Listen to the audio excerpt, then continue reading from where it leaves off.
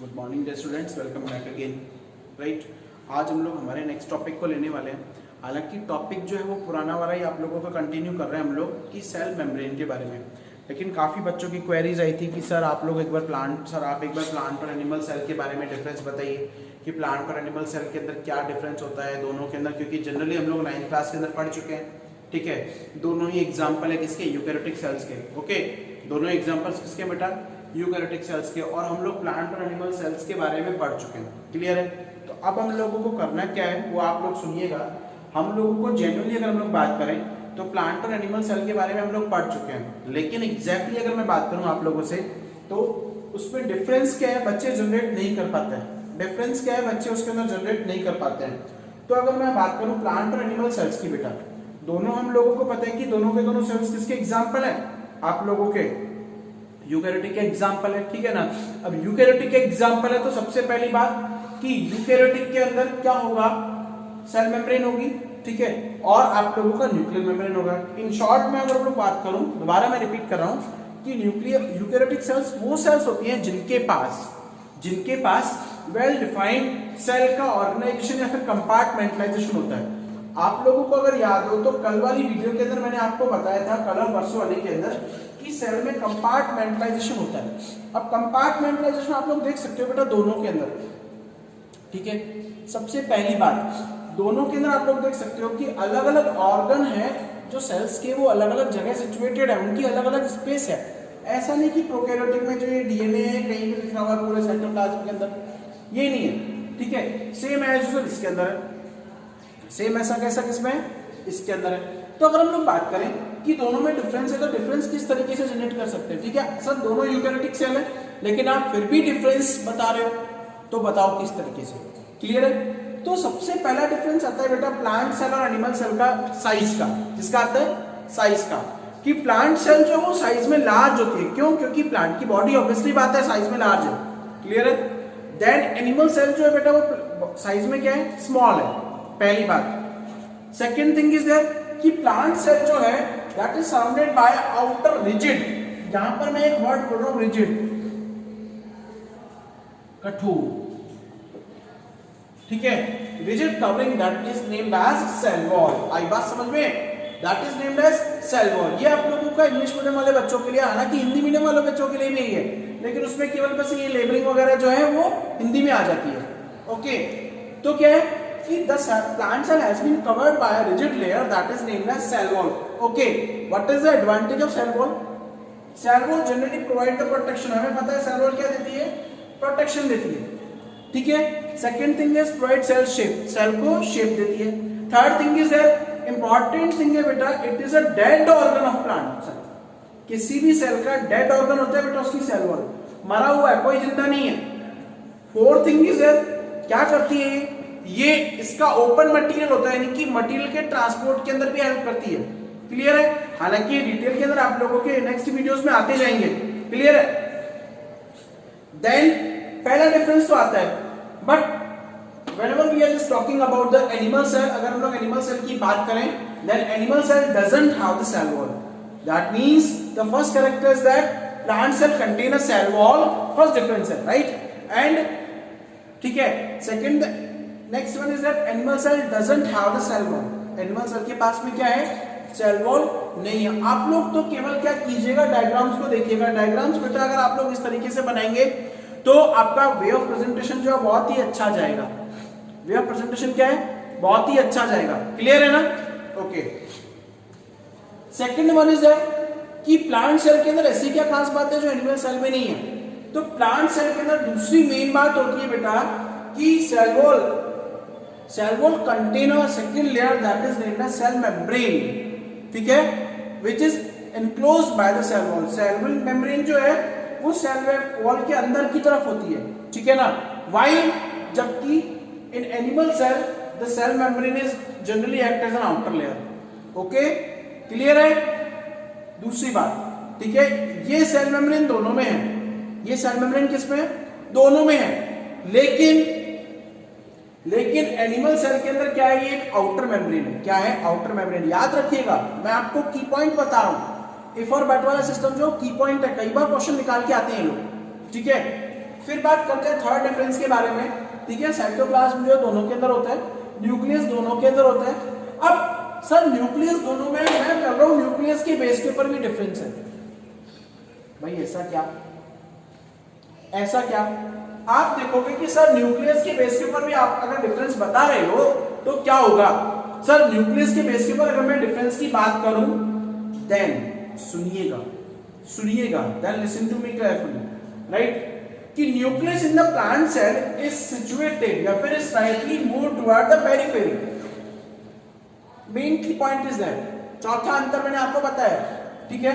While in animal cell, whenever we are just talking about the animal cell, whenever we are just talking about the animal cell, then the nucleus is located at the center point, right? There's a big difference in between them both. अब देखो what is the similarity? Similarity क्या है? Both contain well organized nucleus because these are the example of eukaryotic cell. Just because these are the example of eukaryotic cells, okay? Then sir how can we discriminate on the behalf of nucleus? अगर एक number के अंदर question आता है, एक number में देखो condition वाला क्वेश्चन अगर आप लोगों को दे देता है, क्या क्वेश्चन दे रहा है कि both plant and animal cell, both plant and animal cell are the example of eukaryotic cells, ठीक है ना, and they contain and both contain well organized nucleus, दोनों के पास न्यूक्लियस जो वेल ऑर्गेनाइज्ड है, राइट? व्हाइल देन या फिर so how can you discriminate between them? तो आप उन दोनों के बीच में अंतर कैसे निकाल सकते हो? पॉइंट है कि नहीं है? क्लियर है ना? Then our answer is that, हमारा आंसर क्या आएगा? The plant cell contain the nucleus that is slightly move toward the periphery, okay, कि प्लांट सेल का जो न्यूक्लियस है वो थोड़ा सा पेरिफेरी की तरफ, सेंटर में नहीं होता है, okay. Then the animal cell, then on other hand animal cell contain the nucleus that is situated at the center point, ठीक है। अच्छा, न्यूक्लियस के बेस के ऊपर डिफरेंस निकाल दिया। गोल्गी बॉडीज, ठीक है, दोनों में होता है, no difference, exactly, okay. Then the main key point is their vacuoles, main key point है वो है vacuoles, okay. What do you mean by the vacuoles? Vacuoles क्या है? हिंदी में आप लोग उसको रसदानी बोलते हो, क्या बोलते हो? रसदानी। अब रसदानी का एग्जैक्ट मीनिंग क्या है? रस यानी कि जो कुछ ना कुछ मटेरियल को स्टोर करके रखेंगे, that means these are the storage tank, these are the storage tank. याद कीजिएगा, आप लोगों के काफी अच्छी अच्छी बुक्स के अंदर ये नाम दिया आता है, ठीक है ना, ये नाम दिया होता है कि what are the exact other name of vacuoles. अब वैक्यूल्स अलग अलग टाइप की होती है, प्रोटीन स्टोरेज टैंक होते हैं, ठीक है ना, प्रोटीन को स्टोर करते हैं, फूड स्टोरेज वैक्यूल्स होती हैं, वाटर वैक्यूल्स होती हैं। तो main key point is that animal cell contain large vacuoles. Animal cells में क्या है? लार्ज वैक्यूल्स होती है, while the plant cell contain large vacuoles. Plant cell के अंदर क्या है? लार्ज वैक्यूल होती है, व्हाइल इन एनिमल सेल, जबकि एनिमल की अगर हम लोग बात करें, एनिमल की बात करें, that in case animal cell के अंदर क्या होता है कि वैक्यूल्स का साइज जो है बेटा वो बहुत स्मॉल होता है, ठीक है, या फिर either have a small size, rather in case the animal cell doesn't contain a vacuole, ठीक है ना, इसमें कोई वैक्यूल नहीं होती है, ओके। फिर बात करते हैं main key point, that is the main discriminative point of the plant in between plant and animal cell, कि प्लांट सेल के पास में क्या होता है? क्लोरोप्लास्ट या फिर प्लास्टिड होता है, and due to presence of chloroplast और प्लास्टिड, the plant cells या plant are autotrophic in nature. Which in nature? Autotrophic in nature. Just because of that, due to presence of chloroplast, they are able to make their own food through the process of photosynthesis. Right? कि chloroplast की presence के कारण ये क्या करते हैं? They are able to synthesize their own food through the process of photosynthesis. ये photosynthesis के थ्रू अपना क्या करते हैं? फूड का फॉर्मेशन करते हैं, फिर फूड का सिंथेसिस करते हैं। Beside whenever we are just talking about the animal cell, अगर हम लोग एनिमल सेल की बात करें, then animal cell doesn't contain the chloroplast. Animal cells के पास में कोई क्लोरोप्लास्ट नहीं होता, so that's why the animals are grouped in the heterotrophic category. इसलिए इनको किस कैटेगरी में डाला गया है? हेटेरोट्रॉपिक कैटेगरी में, ओके। हेट्रोट्रॉपिक मींस डिपेंडेबल, जो क्या है कि डिपेंडेबल होता है बेटा, क्लियर है? Okay, then next thing is that हम लोग अगर बात करें तो lysosomes are found in between both the cells, ठीक है ना? लाइसोसोम जो वो दोनों में है, क्लियर है? लाइसोसोम्स क्या होते हैं? सुसाइड बैग्स होती है, ठीक है? सेल में कोई भी अगर एंटीजन आ जाता है, फिर कोई भी फॉरेन पार्टिकल आता है, तो उस पार्टिकल को क्या कर देती है? ये डिस्ट्रॉय कर देती है, क्लियर है? फिर क्या बोला मैंने आप लोगों को, यहाँ पर एक वर्ड होता है प्लाज्मोडेस्माटा। प्लाज्मोडेस्माटा बेटा कनेक्टिव लिंक है बिटवीन सेल्स, ठीक है ना? सेल वॉल के अंदर होती है। नॉर्मली पता है क्या होता है प्लाज्मोडेस्माटा के अंदर? सेल के अंदर पोर्स होते हैं, पोर्स में से कुछ मटेरियल बाहर निकलता है, then two cells are came in contact with each other, दोनों सेल्स जो वो एक दूसरे के कांटेक्ट में रहती हैं, ठीक है ना? So these are also known as cell calling, cell का फॉर्म करना भी बोलते हैं इसको, प्लाज्मोडेस्माटा को, या फिर सेल ब्रिजिंग बोलते हैं, क्लियर है? ये तो हो गया आप लोगों का प्लांट सेल का। अब एनिमल सेल के अंदर बात करें तो यहाँ पर एक नया वर्ड डाला हुआ है, सेंट्रियोल। सेंट्रियोल जो है बेटा वो एनिमल सेल में ही प्रेजेंट होता है, प्लांट सेल में नहीं होता। 8वां डिफरेंस है। 9th है माइक्रोविलाई। माइक्रोविलाई बेटा फिंगर लाइक आउटर प्रोजेक्शंस होते हैं, क्लियर है? ये क्या करते हैं? ये प्लाज्मा मेम्ब्रेन के बाहर की तरफ मूवमेंट के कारण बनते हैं, ओके? तो एनिमल सेल में माइक्रोविलाइज होते हैं, but the plant cell doesn't have the microvilli, clear? अब हम लोग थोड़ा सा स्ट्रक्चर के बारे में पढ़ते हैं। बेटा प्लांट सेल जो है मैंने आप लोगों को बताया था, ठीक है? डिफरेंस हम लोगों ने कर लिया, स्ट्रक्चर्स के अंदर बता देता हूं मैं दोनों की। और चिंता मत कीजिएगा, जो लास्ट वीडियो के अंदर आपका जो टॉपिक छूटा था सेल मेम्ब्रेन का, हालांकि वो टॉपिक हम लोग दोबारा कवर करेंगे, टॉपिक नेक्स्ट वीडियो के अंदर दोबारा कवर करेंगे, उसमें उसके डायग्राम्स वगैरह आएंगे, तो आप लोग चिंता मत कीजिएगा कहीं आप लोगों को ये हो जाए कि सर आप क्या बना रहे हो, क्लियर? हमें तो कुछ समझ में ही नहीं आ रहा है, देन डोंट गेट वरी, ठीक है ना? ओके, अब क्या प्लांट सेल के अंदर मैंने बताया था कि सबसे आउटर लेयर होती है सेल वॉल।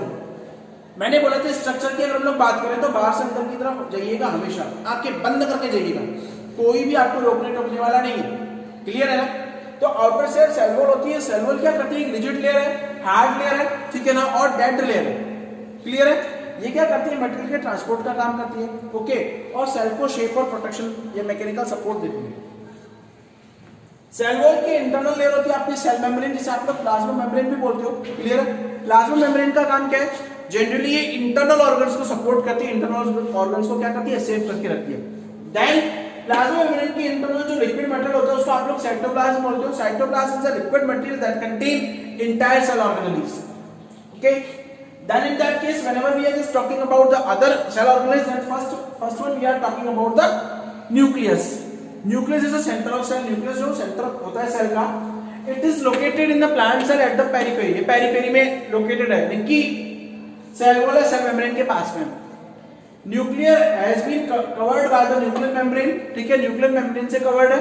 ये बेटा discontinuous होती है because there are some small pores that are named as a nuclear pore complex has been found in the nuclear membrane. Why it is necessary? ऐसा जरूरी क्यों है? Just because of that, whenever the DNA has been made and RNA has been made, तो for the protein synthesis RNA is migrate out. RNA जो है वो migrate out होता है, बाहर की तरफ आता है। कहाँ आता है बाहर की तरफ? वो साइटोप्लाज्म में आएगा और राइबोसोम्स में आने के बाद में प्रोटीन का फॉर्मेशन करेगा, क्लियर है? क्लियर है? तो ये होता है आप लोगों का। अब न्यूक्लियर मेम्ब्रेन के अंदर न्यूक्लियर प्लाज्म होता है। न्यूक्लियर प्लाज्म में आप लोगों का क्रोमेटिन मटेरियल होता है। एक वर्ड आता है क्रोमेटिन मटेरियल और एक आता है क्रोमोसोम्स। क्रोमेटिन मटेरियल मतलब जब अंदर रिलैक्स फेज में, ठीक है? और क्रोमोसोम का मतलब वो जब बाइपोलर यानी कि इस तरीके के स्ट्रक्चर बन जाते हैं, उसको आप लोग क्रोमोसोम्स बोलते हैं। अभी हालांकि आप लोगों के नहीं है, लेकिन नेक्स्ट वीडियोस में आप लोगों को ये पता लग जाएगा, ओके? न्यूक्लियस का न्यूक्लियस होता है, दैट इज न्यूक्लियस, उसे आप लोग न्यूक्लियस भी बोलते हो, क्लियर है? अब ये न्यूक्लियस का मेन वर्क क्या है? ये आपके सेल डिवीजन को प्रमोट करता है। दोनों में कॉमन चीजें बताओ, ठीक है? अब क्या कह रहे हैं? ये दोनों सेल्स के अंदर होती है। अब न्यूक्लियर मेम्ब्रेन के बाहर की तरफ दोनों सेल्स में, प्लांट और एनिमल में बेटा रफ एंडोप्लाज्मिक रेटिकुलम होती है, RER, जिसका फुल फॉर्म होता है रफ एंडोप्लाज्मिक रेटिकुलम, ठीक है? काम क्या है रफ एंडोप्लाज्मिक रेटिकुलम का? ये इसकी जो सरफेस है उसके ऊपर राइबोसोम्स होते हैं, and ribosomes are the site of protein synthesis, okay? Then another एक दूसरी जो ER होती है, जिसे आप लोग स्मूथ यार एसईआर बोलते हो, उसकी लेयर के ऊपर कोई भी राइबोसोम्स का फॉर्मेशन नहीं होता, ठीक है ना, राइबोसोम्स नहीं बनते। ओके, अब बात करते हैं लाइसोसोम्स की, दोनों सेल्स में कॉमन है। लाइसोसोम्स बेटा सुसाइड बैग्स होती हैं, ठीक है ना, कोई भी एंटीजन, कोई भी पैथोजन, कोई भी अदर मॉलिक्यूल, इवन अगर सेल भी अगर ज्यादा एक्स्ट्रा अमाउंट में किसी फूड को स्टोर करती है तो ये सेल को भी डिस्ट्रॉय कर देता है। क्लियर है, इसमें लाइसिन एंजाइम्स होते हैं। ओके, वैक्यूल्स, वैक्यूल्स का मैंने आपको पहले बताया, प्लांट सेल के अंदर बहुत लार्ज और डायरेक्ट वैक्यूल्स होती है, इनकी स्पष्ट रूप से देखी जाती है वैक्यूल्स। इनका काम क्या है, केवल स्टोरेज करना होता है, स्टोरेज वैक्यूल्स होती है। क्लियर है। पैरोक्सिसोम्स बेटा माइक्रोट्यूब्यूल्स में काम में आते हैं। क्लियर है। अब बात करें दोनों, ये तो सेल में कॉमन था।